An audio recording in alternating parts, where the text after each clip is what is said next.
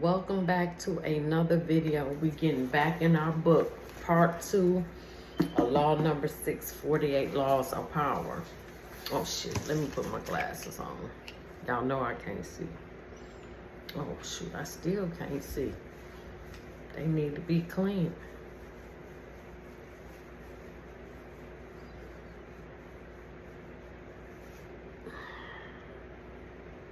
All right, here we go. In a world, and this is, what is this law? Court attention at all costs. Do whatever you got to do to get attention. Easy said in NWA, all publicity is good publicity, even if it's bad or good. Donald Trump kind of feel the same way. Any publicity is good publicity. 50 Cent damn sure use that, because he stay in mess. Just an example.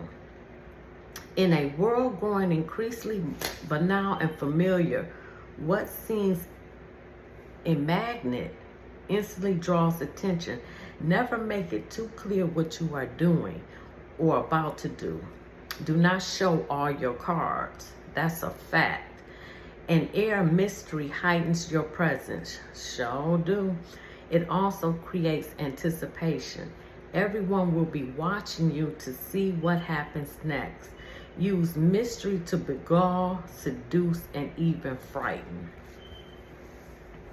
Beginning in 1905, rumors started to spread through our peers of a young Oriental girl who danced in a private home wrapped in veils that she gradually discarded. A local journalist who had seen her dancing reported a woman from the Far East had come to Europe laden with perfume and jewels to introduce some of the richness of the Oriental culture and color and life into the saturated society of European cities. Soon everyone knew the dancer's name, Mati Hari. Earlier that year in the winter, small and select audience would gather in a salon filled with Indian statues and other relics while an orchestra played music inspired by Hindu and Japanese melodies. Also keeping the audience waiting and wondering, Mati Hari would suddenly appear in a startling costume, a white cotton brassiere covered with Indian-style jewels, jewel hands at the waist, supporting a sarong that revealed as much as it concealed, bracelets up the arms.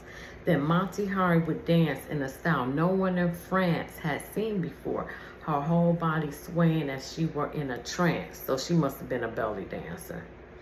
She told her excited, curious audience that her dances told stories from Indian mythology and Japanese folk tales. Soon the cream of Paris and ambassadors from all far-off lands were competing for invitations to the salon, where it was rumored that Mati Hari was actually performing sacred dances in the nude. The public wanted to know more about her. She told journalists that she was actually Dutch in origin but had grown up in the island of Java. She would also talk about time spent in India, how she had learned sacred Hindu dances there, and how Indian women can shoot straight, ride horseback, and are capable of doing algorithms and talk philosophy. By the summer of 1905, although few Parisians had actually seen Mati Hari dance, her name was on everyone's lips. As Mati Hari gave more interviews, the story of her origins kept changing. She had grown up in India. Her grandmother was the daughter of a Japanese princess. She had lived on the island of Sumatra, where she had spent her time back riding, gun in hand, and risking her life. No one knew anything certain about her, but journalists did not mind these changes in her biography. They compared her to the Indian goddess, a creature from the pages of Baladere. Whatever their imagination wanted to see in the mysterious woman from the East. In August 1905, Mati Hari performed for the first time in public. Crowds wanting to see her on opening night caused a riot. She had now become a cult figure, spawning many imitations. One reviewer wrote, Mati Hari personifies all poetry of India, its mysticism, its voluptuousness, its hypnotizing charm. Another noted, if India possesses such unexpected treasures from all the French mystic we mitigate to the shores of the Ganges. Okay, it is recorded. Soon the fame of Mati Hari and her sacred Indian dances spread beyond Paris. She was invited to Berlin, Vienna, Milan. Over the next few years, she performed throughout Europe, mixed with the highest social circles, and earned an income that gave her independence rarely enjoyed by a woman of that period. Then, in the end of World War I, she was arrested in France, tried, convicted, and finally executed as a German spy. Wow. Only during the trial did the truth come out. Mati Hari was not from Java or India, had not grown up in the Orient, did not have a drop of Eastern blood in her body. Her real name was Margaret Zale, and she came from the northern province of Friesland, Holland. Wow. When Margaret Zale arrived in Paris in 1904, she had half a franc in her pocket. She was one of the thousands of beautiful young girls who flocked to Paris every year, taking work as artists, models, nightclub dancers, or performers in the Folies Bergère.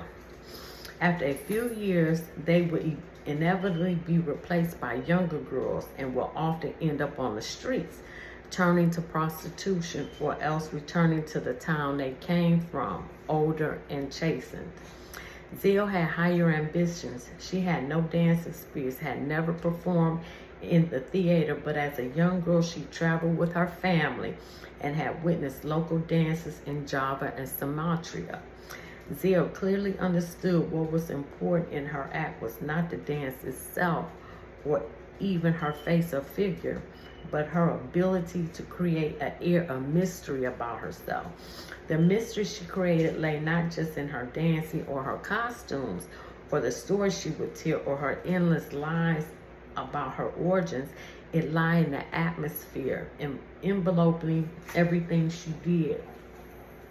There was nothing you could say for sure about her. She was always changing, always surprising her audience with new costumes, new dances, new stories. This is the air of mystery left the public always wanting to know more, always wondering about her next move. Mati Hari was no more beautiful than many of the other girls who came to Paris. She was not particularly good dancer. What separated her from the mass, what attracted and held the public's attention and made her famous and wealthy, was her mystery. People are enthralled by mystery because it invites constant interpretation. They never tire of it. The mysterious cannot be grasped, and what cannot be seized, consumed, creates power. In the past, the world was filled with terrifying, unknowable diseases, disasters, conspicuous despots, the mystery of death itself. What we could not understand, we reimagined in myths and spirits. Over the centuries, though, we had managed through science and reason to illuminate the darkness. What was mysterious and forbidding has grown familiar and comfortable. Yet this light has a price. In a world that is ever more banal and that's had its mystery and myth squeezed out of it, we secretly crave enigmas, people or things that cannot be instantly interpreted, seized, and consumed. That is the power of the mysterious. It invites layers of interpretation, excites our imagination, seduces us into believing that it conceals something marvelous. The world has become so familiar and so inhabited, so predictable, that what wraps itself in mystery will always draw the limelight to it and make us watch it. Do not imagine that to create an air mystery you have to be grand and or awe-inspiring. Mystery that is woven into your day-to-day demeanor and subtle has much more power to fascinate and attract attention. Remember, most people are upfront, can be read like a book, take little care to control their words or image, and are hopelessly predictable. By simply holding back, keeping silent, occasionally uttering ambiguous phrases, deliberately appearing inconsistent and acting odd in the subtlest of ways, you would eliminate an aura of mystery. The people around you would then magnify that aura by constantly trying to interpret you. You ain't never lied about that. Hold on, I got a log. Oh, shoot.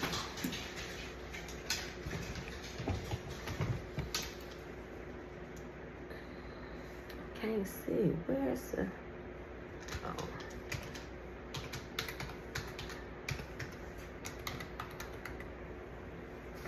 Oh. Okay.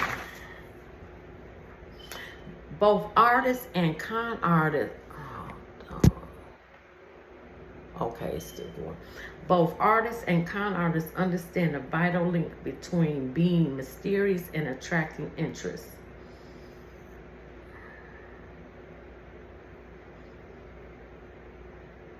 An air of mystery can make the mediocre appear intelligent and profound. It had Moriarty, a woman of average appearance and intelligence. Eve seems like a goddess, and her dancing divinely inspired. An air of mystery about an artist makes his or her artwork immediately more intriguing, a trick. Marcel Duchamp played to great effort. It was all very easy to do. Say little about your work. Cease and titillate with alluring, even contradictory comments. Then stand back and let others try to make sense of it all. Mysterious people put others in a kind of inferior position. Wow. That of trying to figure them out to degrees that they can control, they always elicit the fear surrounding anything uncertain or unknown. All great leaders know that an aura of mystery draws attention to them and creates an intimidating presence. Wow. Wow.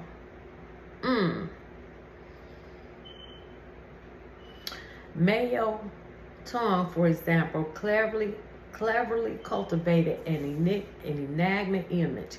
He had no worries about seeming inconsistent or contradicting himself.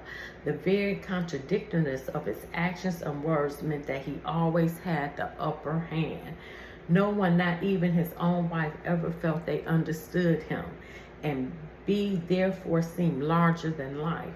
This also meant that the public paid constant attention to him, ever anxious to witness his next move.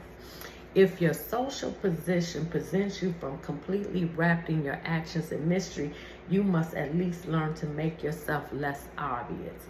Every now and then act in a way that does not mess with other people's perception of you.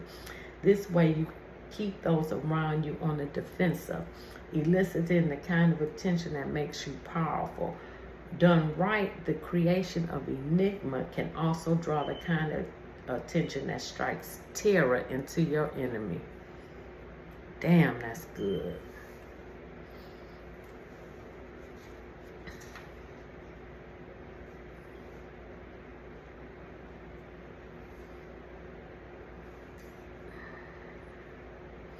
Oh, well, we're about to talk about Hannibal. Hannibal was black from Africa and conquered Spain and Rome, Italy. And that's why the Italians don't like the Sicilians, because the Sicilians have black blood. During the Second Punic War, the great Carthaginian general Hannibal was wreaking havoc on Rome. Hannibal was known for his cleverness and duplicity. Under his leadership, Carthage's army, though smaller than those of the Romans, had constantly outmaneuvered them. On one occasion, though, Hannibal's scouts made a horrible blunder, leading his troops into a marshy terrain with the sea at their back. The Roman army blocked the mountain passes that led inland, and his general Fabius was ecstatic. At last he had Hannibal trapped. Posting his best sentries on passes, he worked on a plan to destroy Hannibal's forces. But in the middle of the night, the sentries looked down to see a mysterious sight. A huge procession of lights was heading up the mountain. Thousands and thousands of lights. It was Hannibal's army. It had suddenly grown 100-fold. As they watched, fires broke out all over the mountain, and a horrible noise drifted up to them from below, like the blowing of million horns. Demons, they thought. The sentries, the bravest and most sensible in the Roman army, fled their posts in panic. By the next day, Hannibal had escaped from marshland. What was the trick? Had he really conjured up demons? Actually, what he had done was offer blunders of twigs to be fastened to the horns of the thousands of oxen that had traveled with his troops. The twigs were then lit, giving the impression of torches of a vast army heading up the mountain. When the flames burned down to the oxen's skin, they stampeded in all directions, bellowing like mad, setting fires all over the mountainside. The key to this device's success was not the torches, the fires, or noises in themselves, however, the fact that Hannibal had created a puzzle that captivated the sentries' attention and gradually terrified them. From the mountaintop, there was no way to explain the bizarre sight. It was the sentries could have explained, they would have stayed at their post. If you find yourself trapped, cornered, or on a defensive in some situation, try to simply experiment. Do something that cannot be easily explained or interpreted. Choose a simple action, but carry it out in a way that unsettles your opponent. A way that many possible interpretations, making your intentions obscure. Don't just be unpredictable. Create a scene that cannot be read. There will seem to be no method to your madness, no rhyme or reason, no single explanation. If you do this right, you will inspire fear and trembling, and the sentries will abandon their posts. Call it the fringe madness of Hamlet. The mysterious makes your forces seem larger, your power more terrifying. Oh, that is so good. In the beginning of your rise to the top, you must attract attention at all costs. But as you rise higher, you must constantly adapt. Never wear the public out with the same tactic. An air of mystery works wonders for those who need to develop an aura of power and get themselves noticed. But it must seem measured and under control. Mati Hari went too far with her fabrications, although the accusation that she was a spy was false. At the time, it was reasonable presumption because all her lies made her seem suspicious and nefarious. Do not let your air out mystery be slowly transformed into a reputation for deceit. The mystery you create must seem a game, playful, and unthreatening. Recognize when it goes too far and pull back. Okay. There are times when the need for attention must be deferred. And when scandal and notoriety are the last things you want to create, the attention you attract must never offend or challenge the reputation of those around you. Not at any rate if they are secure. You will seem not only paltry but desperately by comparison. There is an art to knowing when to draw notice and when to withdraw.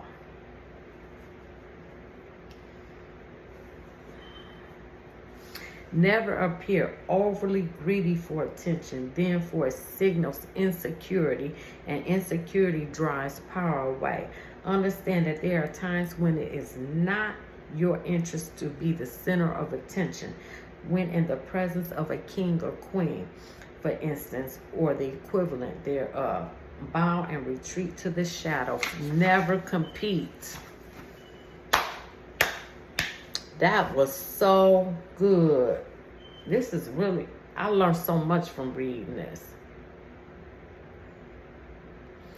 So it seems to me that the law 6, court attention at all costs, emphasize the importance of being noticed and standing out in a crowd, or just not in a crowd, just in any atmosphere you're in, you should stand out. And that way, when you stand out, you gain influence and power. Oh, it's about to storm. It also highlights that being noticed is essential for gaining more power and influence. I just said that. And then you have to be different from others all at the same time while you bringing attention to yourself. You have to be different and stand out as well. Even if it means attracting some controversy, it's better that than to be ignored. By strategically managing how you are perceived, individuals can influence how others interpret their actions and build a reputation that enhances their power. Law 6 encourages individuals to step outside of their comfort zones and take risks to gain attention. This can involve bold actions or making unconventional choices to stand out from the crowd. I thought that was good. All right, y'all. Like, share, subscribe, leave a comment.